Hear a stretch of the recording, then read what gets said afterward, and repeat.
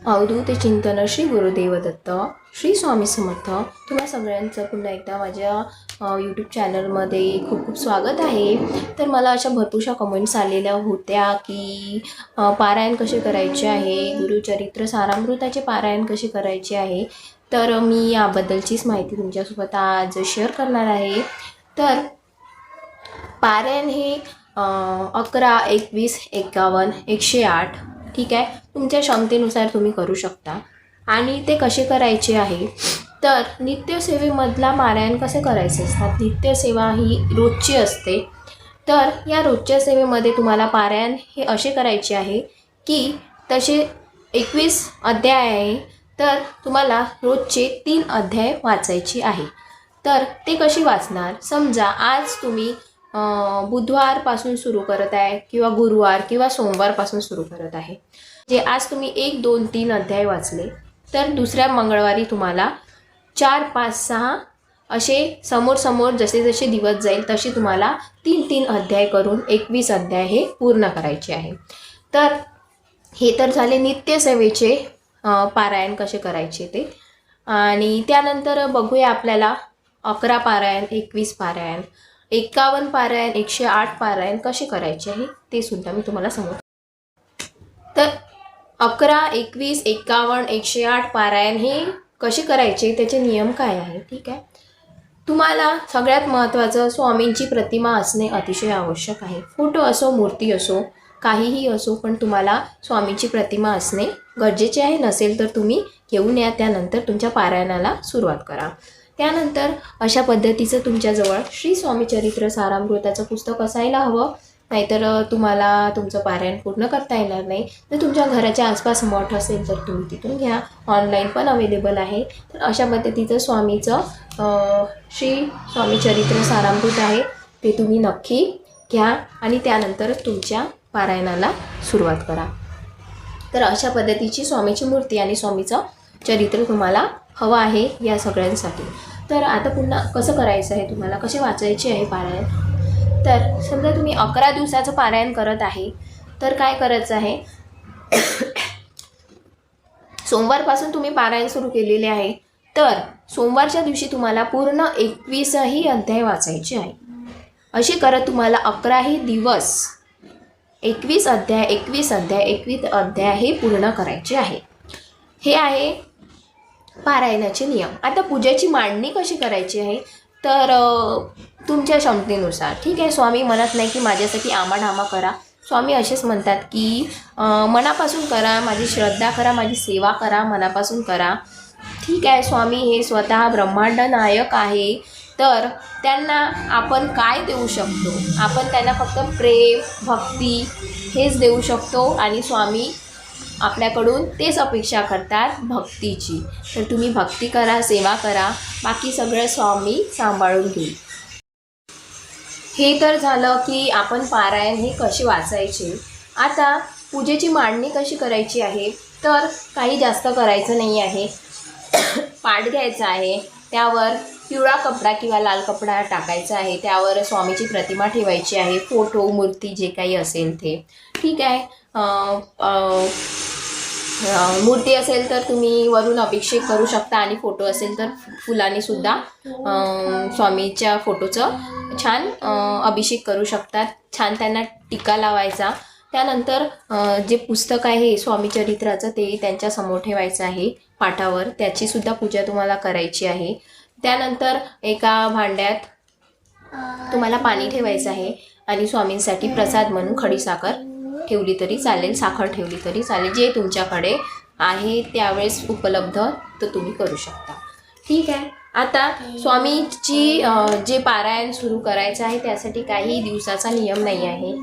तर तुम्हाला आजपासून सुरू करायचं असेल तर तुम्ही आजपासून करा, तुम्हाला उद्यापासून सुरू करायचं आहे तुम्ही उद्यापासून करा, आणि तुम्हाला काही वेळाने सुरू करायचं आहे तर तुम्ही वेळाने सुरू करा। दिवसालाही काही अट नाही आहे, काही जरुरी नाही आहे की तुम्ही गुरुवारीच केला पाहिजे, तुम्ही सोमवारपासून सुद्धा सुरू करू शकता। जो दिवस तुम्हाला योग्य वाटेल त्या दिवसापासून तुम्हाला पारायणाला सुरुवात करायची आहे। आता थोडे नियम पाळायचे आहे, ते म्हणजे काय, पारायणाच्या दिवसात तुम्हाला ब्रह्मचर्याचं पालन करायचं आहे। जर तुम्हाला योग्य फलप्राप्तीसाठी तुम्हाला काही नियम तर पाळावेच लागणार आहे. तर ब्रह्मचर्याचं पालन तर तुम्हाला करायचंच आहे. मांसाहार त्यावेळेस तुम्हाला करायचा नाही आहे. घरात शक्यतोवर मांसाहार बनवायचा नाही आणि खायचा सुद्धा नाही. मांसाहार करायचा नाही आहे.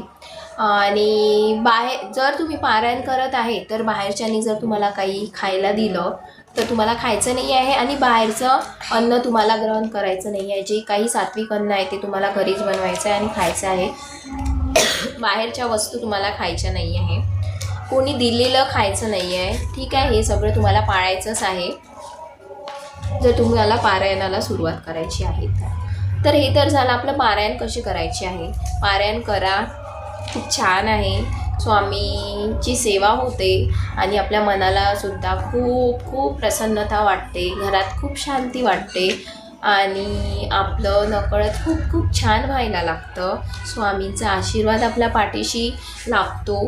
तर हे सगळं करण्याचा नक्की प्रयत्न करा. आणि हे सगळं झालं आपलं पारायण कसे करायचे, काय करायचं आहे तिथे. आणि आता त्यानंतर आपले 11 पारायण 21 पारायण पूर्ण झाले तर शेवट काय करायचं आहे तुम्हाला, उद्यापन कसं करायचं आहे. तर काहीही जास्त तुम्हाला करायचं नाही आहे. तुमच्या क्षमतेनुसार तुम्ही उद्यापन करा. स्वामींसाठी त्या दिवशी गोडधोड बनवा, वरण भात भाजी पोळी छान बनवा आणि आजूबाजूला थोडा प्रसाद वाटून द्या जर तुम्हाला वाटायचं असेल तर.